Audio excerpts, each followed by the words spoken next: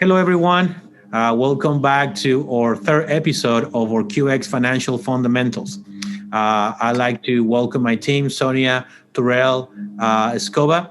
Thank you for being with me for another episode, and let's dive right into it. So, the first question that I have for you, Escoba, is it is why is it that when it comes to accumulating money and achieving financial success, conventional thinking doesn't work? Well, and that's a very good question, Yanko.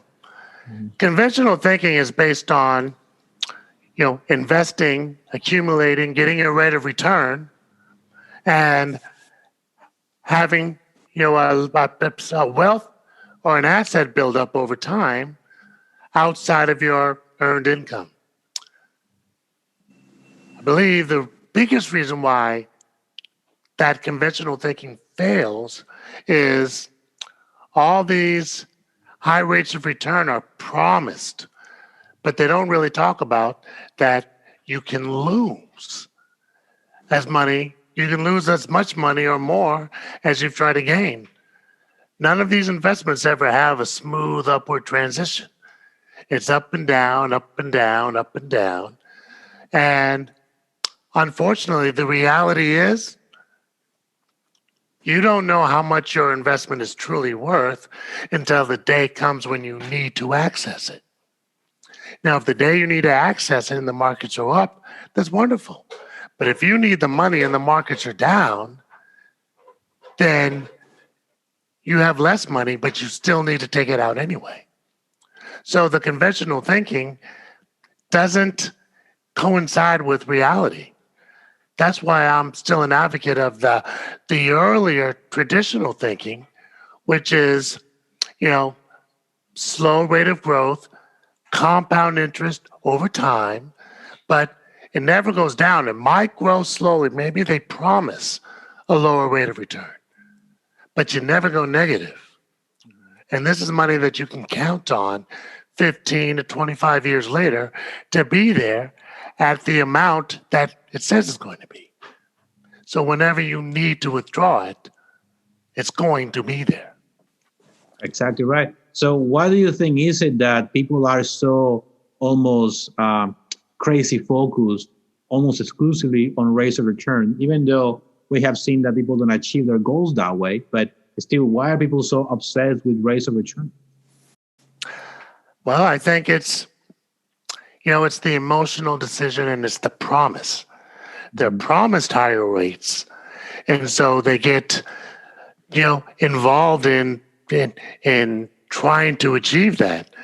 And I've been to more than one investment meeting where, oh, I'm sorry, but you didn't get the returns that you needed this year because the markets were doing this, or this company didn't meet its expectations. But hold on, next year, our experts feel it should be better. Right. It's almost like going to a casino. Oh, you just had bad luck today, but come back tomorrow, you should have better luck. And there are millions of people that fall for that. So I can't say it's not an untried method, but it definitely is unproven. That is very true. And so you guys know, the viewers, also you guys know, most people introduction or on ramp into the market is usually to the retirement account at work, 401k, most likely 403b, 457 type plan, and and there's also a cost component, a tax component to it that we talk a lot about in our videos and intermediate points. So we call that tax referral. So Sonia, can you tell us a little bit more about what is the risk of this tax deferral strategy? Sounds great on paper, but again, that's conventional thinking. Why is tax deferral potentially risky? Well, the risk is that tax rates in the future will be higher than what they are today. So, sure, you may be getting a tax break now, but later on, when you need to pull the money out of wherever you're keeping your money, chances are that the tax rate may be higher. And, it would be great if the tax rates were lower when we need to pull the money out. But based on all the demographic changes that we're seeing, which is that you're going to have a huge chunk of the labor force retiring, who else will pick up the tax tab? It's going to be the people who are left in the workforce. So people who are maybe Gen X or, millennials or Gen Z, those are the people who get to pick up the tax tab. And so they have to compensate for the members of the workforce that are leaving. So, that's what's going to happen.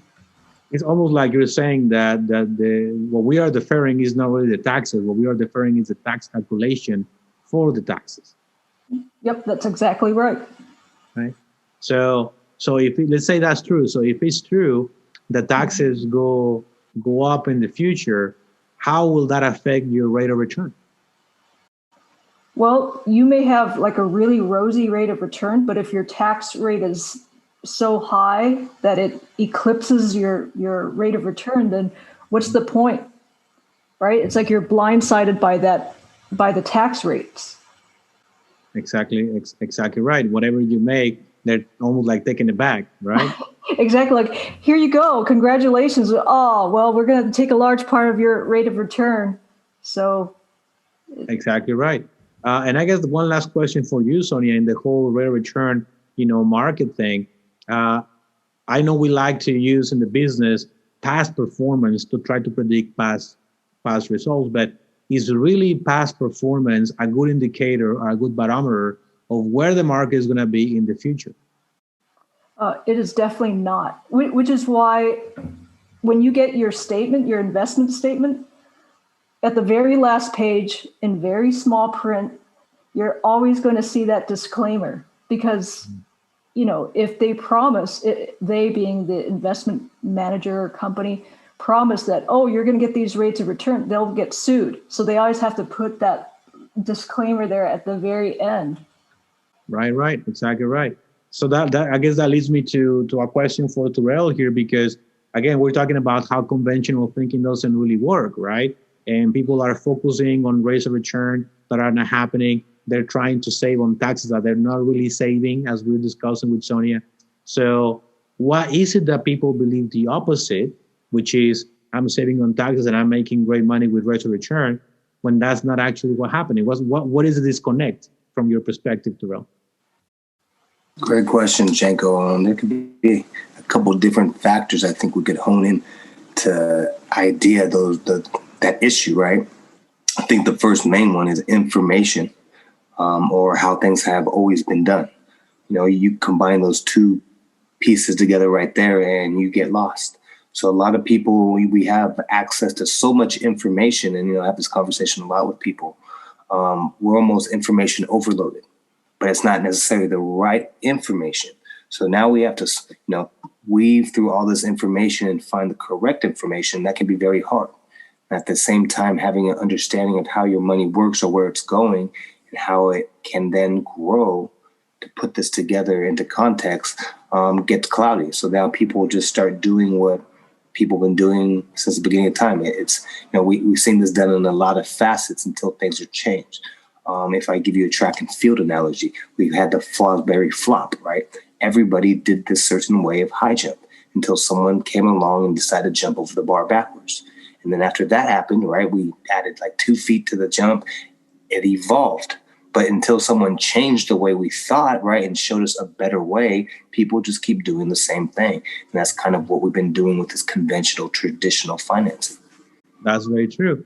And again, I think we have 40 years or so now of this conventional thinking of how to approach retirement, how to approach wealth creation, right? And we have seen the results are not really positive. And it's 40 years, right? So if we're not seeing results, why are people not looking for help? I think that.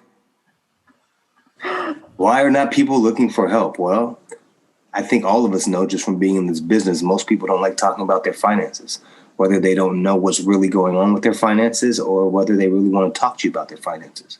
One of those two factors usually add to the, in America, right, the idea there's been these, until now, and now it's going back to that a little bit. You don't talk politics at the dinner table, right? You don't talk money.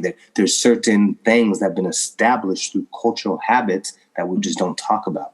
And so through that, you talk about 45 years of this financial conventional way of doing things. Well, we probably have that, if not longer, this conventional idea. You don't talk about this at the dinner table. You shouldn't talk about this with family, right? Don't try to make each other better by sharing ideas and what we're doing. Just keep doing the same thing and you'll get there. You know what? Actually, Terrell hit on something, and it's kind of like one of those things where it's taboo, right, to talk about finances. But it's so important to talk about it. I mean, this is your life. This is affecting your quality of life, but yet we're not talking about it. Is that like the most paradoxical thing that you've ever encountered? Exactly right. And I guess from my end, what I can tell you guys, when we look at, again, the way most things are marketed, using things like average rate of return or market indices, what people don't realize is that those are just indicators that have nothing to do with how much money you actually have. So one of the things that I will encourage people is obviously to seek for help, look for advice. We're happy to help, but also maybe change their focus, not so much from averages or market indicators, but how much money do I actually get to spend? Because one of the things that we talk to our clients about is that the last time I went to Ralph's or I went to the supermarket, I went to Walmart, they don't take rates of return. They don't take average rate of returns. They don't take the stock share. They take US dollars. They don't take gold either. They don't take Bitcoin. They take US dollars. So we gotta understand that our focus should be how can our money grow more efficiently, more so than what my rate of return is, even though it's an indicator, and also have the legal conversation of how is tax going to affect me and what is the most efficient way to do that, right?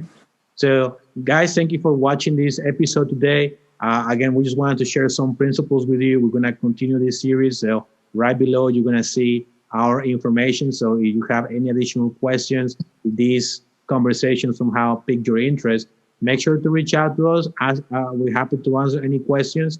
And also don't forget to subscribe so you get notified when the next video or the next episode comes up. So again, Escobar, Terrell, Sonia, thank you for being here.